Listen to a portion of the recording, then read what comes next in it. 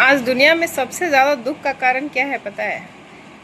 बहुत सारी गलतफहमी हमने पाल के रखी है। सबसे बड़ी गलतफहमी कि हमें लगता है कि हम बहुत कुछ जानते हैं, हम बहुत ज्ञानी हैं, हमने बहुत पढ़ाई कर ली है, हमें बहुत सारा भौतिक चीज़ों का ज्ञान हो गया है। दूसरा गलतफहमी है कि हमें ईश्वर की कोई जानकारी नहीं है। ठीक है, ईश्वर है, बस पूजा पाठ कर लिया, कर्म कांड बस ठीक है, मंदिर चले गए, भगवान को प्रसाद लगा लिया। दूसरी गलतफहमी ये है कि बस हम इतना ही भगवान से उम्मीद रखते हैं कि है कोई शक्ति, हमें ज़्यादा कोई लेना देना नहीं है। तीसरी गलतफहमी कि हमें ये लगता है कि हम साधारण मनुष्य हैं, तो हमारा तो बस शादी करना, पैसे कमाना और अपने परिवार को आगे बढ़ाना, यही हमारी जिम्मेदारी है। ईश्वर को याद करना, परमात्मा की भक्ति करना, भगवान से प्रेम करना, ये सब हमारा काम नहीं, ये तो साधु सन्यासियों का काम है। हम कैसे कर सकते हैं? हम तो गृहस्थ में रहते हैं, ये गृहस्थियों का काम नहीं है। ये सबसे मनुष्य की सबसे बड़ी गलतफहमी है। जितने भी अवतार हुए हैं, भगवान जितनी बार भी आए हैं, वो किस लिए आए हैं? उन्होंने क्या सन्यासी अवतार लिया है? नहीं, वो खुद गृहस्थ में आए थे। राम का जन्म हुआ था, वो भी गृहस्थ आश्रम में थे। भगवान कृष्ण का जन्म हुआ था तो वो भी गृहस्थ आश्रम में थे। उन्होंने क्या सिखाया कि नहीं, घर को छोड़ दो, परिवार को छोड़ दो और चले जाओ जंगल में जाके तपस्या करो? ऐसा कुछ कहा क्या? नहीं कहा।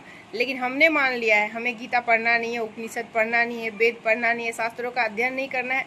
एक अपना माइंडसेट बना लेना है कि हाँ, अगर आपको कोई मिल जाए। मैंने कितने लोगों से बात किया है, जब भी मैं उनसे मिलती हूँ, जब भगवान का जिक्र होता है तो अच्छा मतलब ठीक है, वो तो साधु संतों का काम है ना, हम कैसे करेंगे? हम तो परिवार वाले हैं, हमारे तो पति है, हमारी तो पत्नी है, हमारे तो बच्चे हैं। अरे भाई ठीक है, तो आपको थोड़ी कहा जा रहा है कि आप दिन भर पूजा करें, आप भक्ति करें। भक्ति के लिए तो आपको जानकारी होना चाहिए कि भक्ति करनी कैसी है ना। जब आप शास्त्रों का अध्ययन करेंगे, आप श्रीमद् भागवत गीता का पाठ करेंगे, तो आपको पता चलेगा कि भगवान वहाँ पे क्या कह रहे हैं, मनुष्य का जन्म क्यों हुआ है। आपको लगता है कि बस यही है। बहुत सारी जो है शुरू से अज्ञानता फैली हुई है और उसी को लेके हम आगे बढ़ रहे हैं। हमें ये जानने की, हमें लगता ही नहीं है कि हमें जानना चाहिए। जीवन में हमारे शादी ब्याह, खाना पीना, पैसे, पढ़ाई, इसके अलावा भी कुछ है। तो ये सब करिए, पढ़ाई करिए, शादी करिए, विवाह करिए, बच्चे को जन्म दीजिए, परिवार को आगे बढ़ाइए, जीवन का गोल सेट करिए, सब करिए, घूमिए फिरिए, खाइए पीजिए, नाचिए गाइए, सब करिए।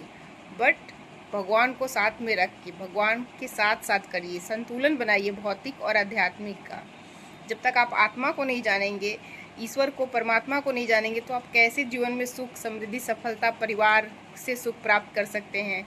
पति पत्नी एक दूसरे से सुख प्राप्त कर सकते हैं? जब तक उनको ईश्वर की प्राप्ति नहीं होती, ईश्वर को नहीं जानते, इस धरती पे आके ईश्वर की आराधना नहीं करेंगे, तो कैसे वो सुख को प्राप्त करेंगे?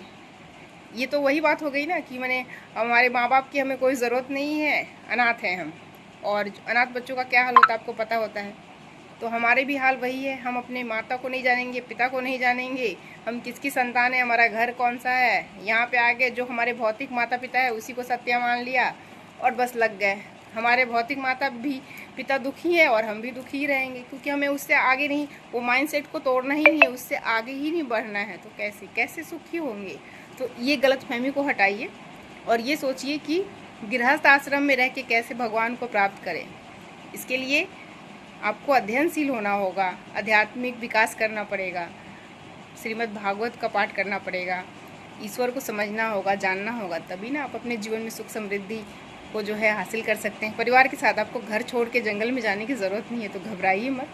सभी सुखों को प्राप्त करते हुए ईश्वर को कैसे प्राप्त करना है, उसकी जानकारी मैं आपको दूंगी।